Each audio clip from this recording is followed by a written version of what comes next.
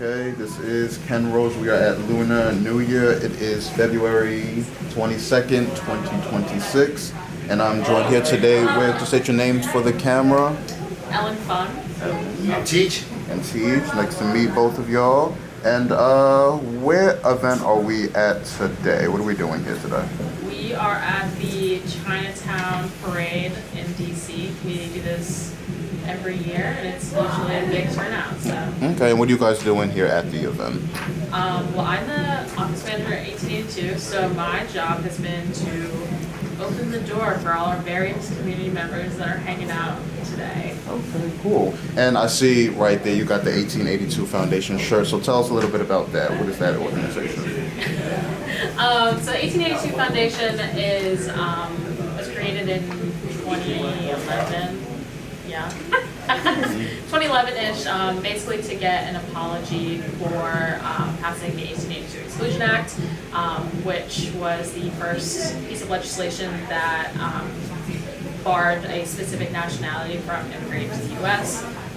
But we got that really quickly, so then our founder, Ted Gong, was like, you know what, we should keep this going. And then we have a bunch of events that preserve and share Chinese American stories, including our podcast, which my podcast co-host wants to be in the video. So, I mean, if you want to drop the name of the podcast for the camera as well, I'll let you do that also. The podcast is called The Pod Left Club, and you can find it on Spotify and hopefully Apple Music soon. Apple Music, yes. We're speaking into existence. I like the affirmations. All right, so are you guys both from DC, from the DMV area? Do you have any relation to that? I'm not. Teaches. I'm from New Jersey and Pennsylvania. Okay, shout out Jersey. So do you have a prior relationship to Chinatown? Maybe when you had first come to the DMV and you saw it?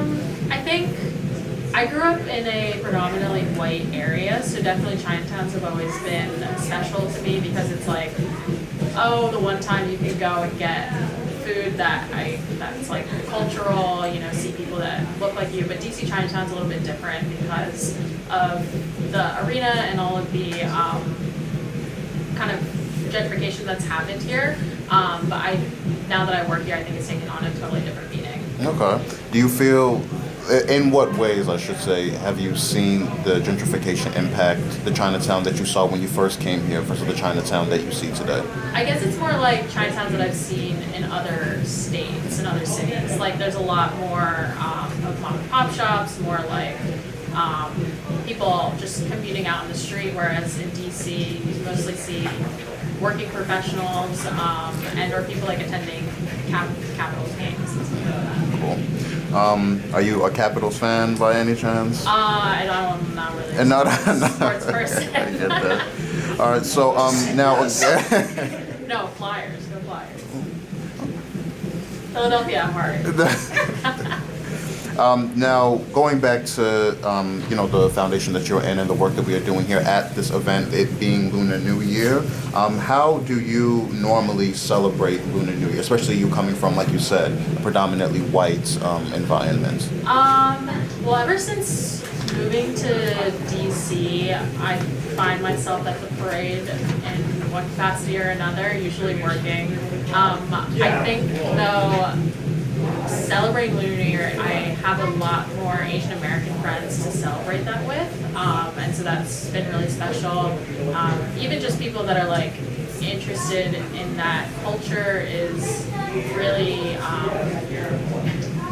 just like affirming, because I think as a kid that was not something that I used to like pay attention to. Mm-hmm. Now, as an Asian American, do you maybe see a shift in the way in which you celebrate Chinese New Year that's different from the traditional way in which it's celebrated? Even especially you being a younger Chinese American person, are there ways that it differs? Yeah, I mean, I think I definitely didn't grow up with like a lot of the traditional ways that you celebrate Lunar New Year. My dad gave me Feng and that was kind of it. Sometimes we'd eat dumplings, so it was very relaxed, very chill. So I think now it's more of just getting together with friends and like kind of celebrating that way. Yeah, it's a time to get together with friends and family. Yeah, recording podcasts. And recording the podcast. Always got to put the podcast in there. Potluck, right? Yeah. Family, friends and family, that's what it's about. Yeah. Speaking of potluck, because I think food is something that we all kind of have a commonality with, what are some of your favorite dishes that you have eaten in your childhood and even now during Lunar New Year? I love dan noodles. Always so good. Dumplings are always also a comfort food. I think honestly, like, this sounds really simple, but rice. My roommate, she was like, I never ate as much rice as before, like, moving in with you. And I was like, well, yes, you just gotta have it. Absolutely. My dad gets, like, anxious when we don't have enough rice in the house. I'll be like, we gotta go to the Chinese grocery store. Oh, that's funny. Now, with it being the year of the fire horse, now what does that mean to you, it being here? I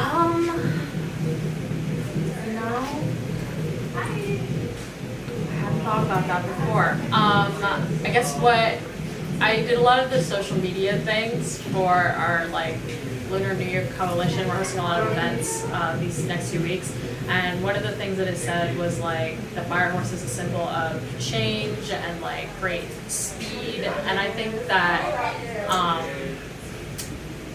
for 2026, it would be good to see, like, a lot of people if it's going to represent change, I hope it represents, like, good change. I like the concept of change that you're bringing up, especially, again, going back to the conversations surrounding gentrification and the changes in the environment that we see.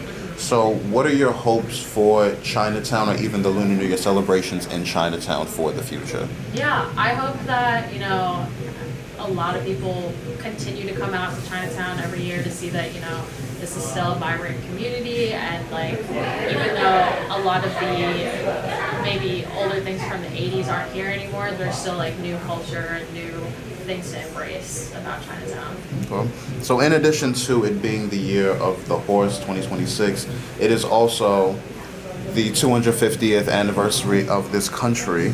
So what do you feel that people of this country should know about you and your community, whatever community looks like to you? Yeah. What should people know about me and my community? Yeah, that's a good question. Easy question. Yeah, easy question. I think that It could be as simple or as complicated as you want. Yeah. I think for me, we just need to be, like, chill and kind. We should just be calm and kind to everyone, and I think we'll be a better place. That's very good.